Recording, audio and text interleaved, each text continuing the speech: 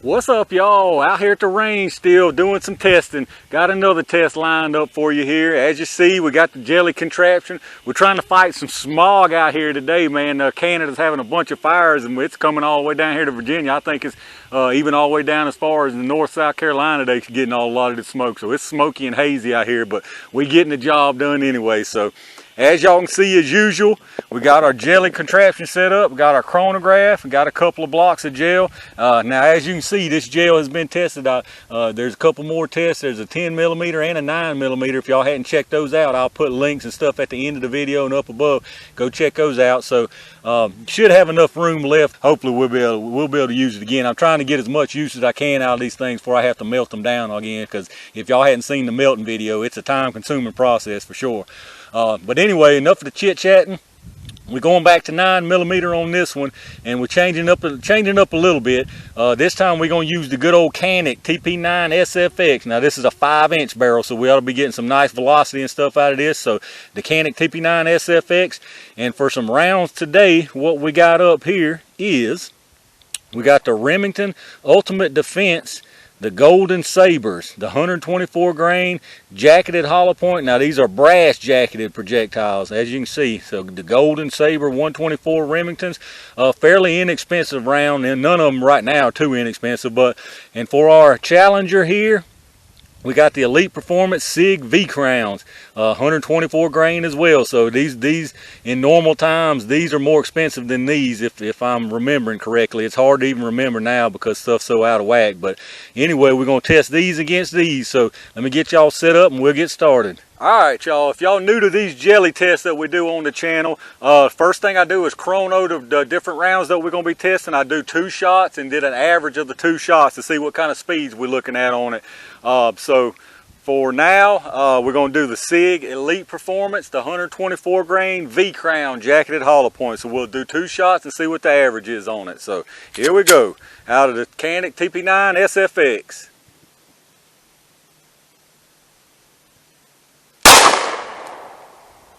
Got 1156 and 1176. So let's see what the average of that is. So obviously that one's easy to do in your head. 1166 feet per second is the SIG V-Crown, the average of the 2 shots. 1166 feet per second. So that's pretty good speed. Granted, now we got it coming out of this 5-inch barrel, so I expected a pretty good speed. So let's put those Remington Golden Sabers in and see what we can get on those. Alright, here we go. The Remington Defense Golden Sabers. These are the brass jacketed hollow points at 124 grain. So we're going to do a 2-shot average on these. I'm actually pretty curious on these. These are one round. These are probably the only round that I've tested so far that I've actually never shot in anything, these Golden Sabers. I'm curious what they'll look like. The SIG V-Crowns was 1166. So let's see what these Golden Sabers do.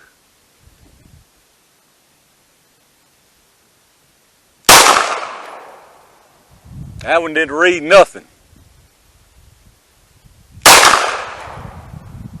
Got 1199.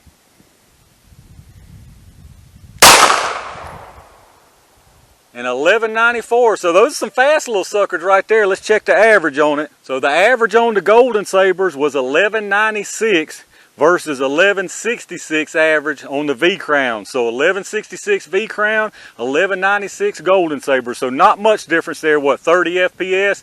And I would call that about negligible as far as what, you know, out of 1100, out of 1200, just 30. Not much difference there. So should be a pretty comparable test. So let me get this stuff out of the way and reset stuff, and then y'all know what time it is. All right, y'all, it's jelly time.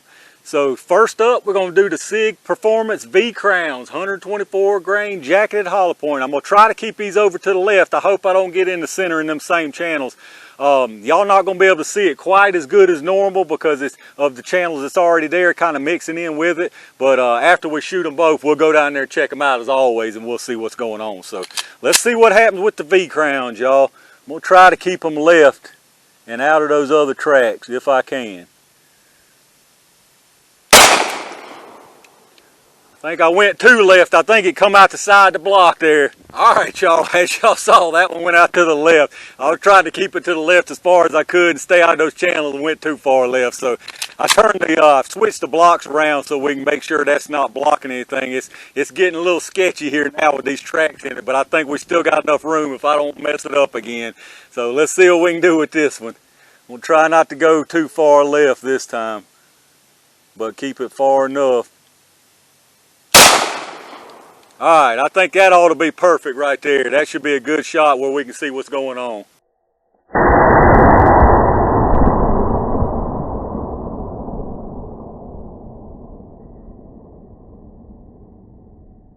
Alright, that one was perfect placement there. I got lucky. But that's a daggone impressive wound channel. Y'all can probably already see it. We'll take a quicker look at, or closer look at it here in just a second after we shoot this one. But this is the Remington Ultimate Defense, the Golden Sabers. These are those brass jacketed hollow points. Still 124 grains. Had about a 30 feet per second faster average through the chronograph. So let's see what they do in the gel. Hopefully I'm going to try to keep these low enough to stay out of that one, but not too low where it goes out, man. This is going to be tricky to avoid these little tracks. It looks easier than it is, man. I'm just going to tell you. So here we go, Golden Saber. Alright, I think that was a good hit. I don't think that went too low. Hopefully I kept it low enough, but not too low. So let's go check it out and see what happened.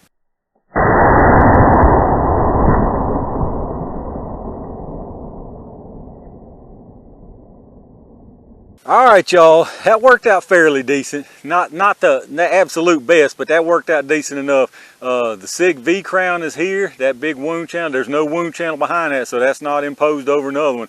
That whole big fat wound channel is the V-Crown. The old shot behind it didn't start till right here, so all that is V-Crown. Very nice big wound channel right there.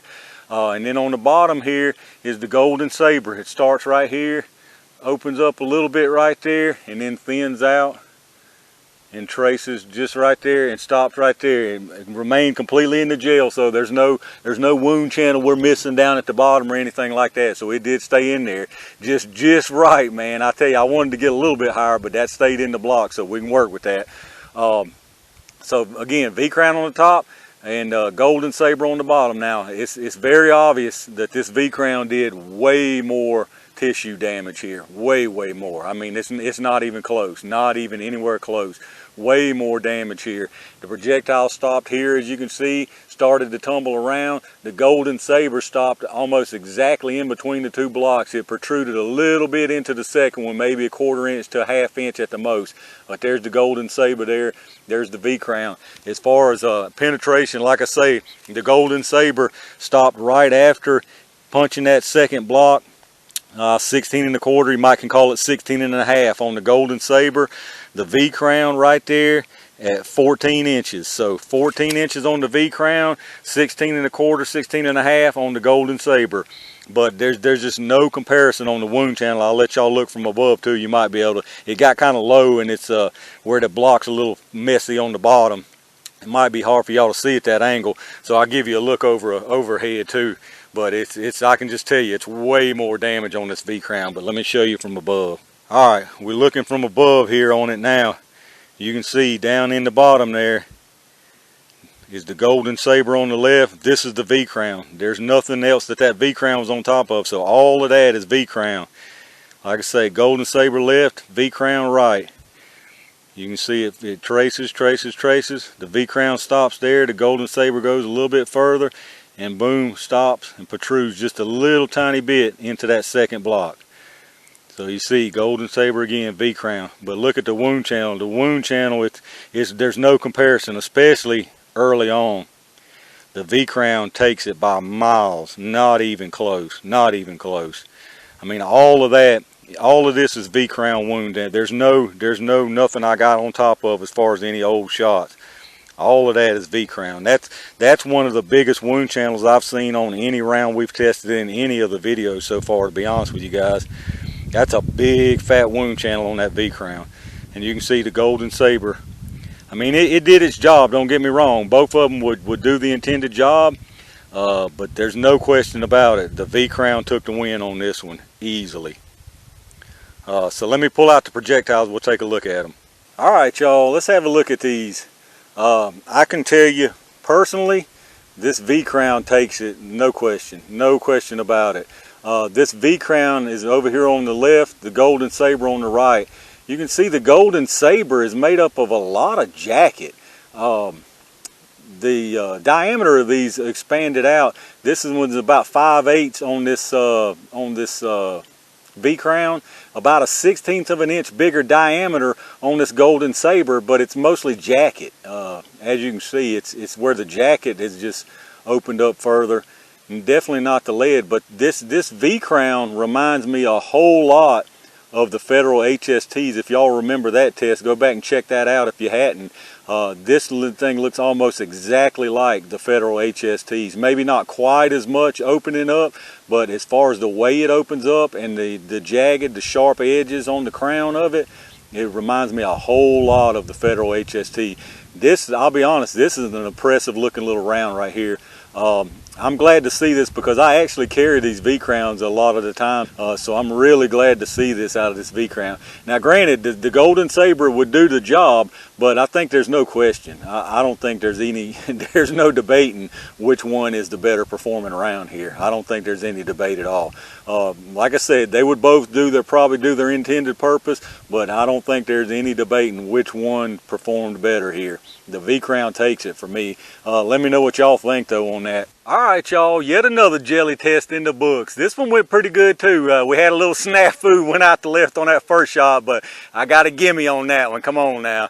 Ended up good anyway. Like I say, I tried to get the most use as I can out of these blocks before I do all that melting process again, but I think it went pretty well. I think it showed us what we needed to know on it. Both of these rounds performed the way they were supposed to perform, but in my opinion, the edge goes to the SIG V-Crown 100%. There's no doubt about it. It had a larger wound channel. It still had excellent penetration on it, expanded beautifully. Like I say, it really resembles the Federal HST as far as the way that mushroom is, the jagged edges on it, the really sharp, razor sharp edges on it.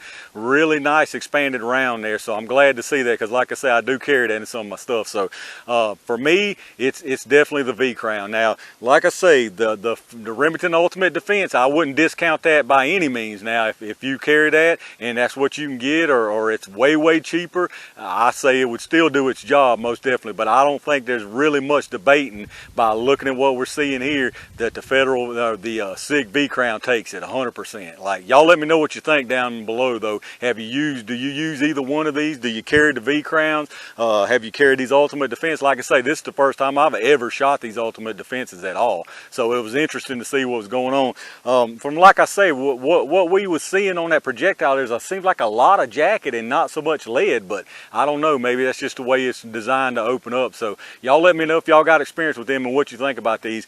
Let me know which one of these you think did the job, which one of these you carry if you had the choice, price and everything considered. Let me know what your thoughts are on it. Hit that like button if y'all liked the video. I got plenty more of these again. Like I said before, go check out my video section. There's a bunch of these. Chances are I've probably tested your carry round, or I'm going to be testing your carry round. So if you've ever been curious to see what they do in jail from just a normal dude out here messing around with them, go check out some of my videos. I've probably got one you'll be interested in. So make sure you hit the subscribe button down below. Check my video description below, my Amazon affiliate storefront link. Like I ask y'all every time, if you do your shopping through Amazon anyway, go through that link first. It don't cost you a penny extra, and anything that you buy after going through that link, whether it's included in my storefront or you just go somewhere else on the site, as long as you use that link first, we do get a little kickback from Amazon for the channel. So it helps a little bit, and every little bit counts, and I greatly appreciate that, y'all. So like I say, hit the thumbs up, make sure you subscribe, leave me some comments down below. I love reading y'all's comments and seeing what y'all think, seeing y'all suggestions. Give me some more suggestions if there's something I haven't tested yet that you would like to see tested. Chances are it probably is coming up because I've got a bunch more stuff I'm still testing, but leave me some suggestions and get some stuff you might want to see me test in this jail. I'll be glad to do it, man. I love doing this kind of stuff. So like I say, stay tuned for much more, and in the meantime, stay safe, stay prepared, and I'll see y'all soon.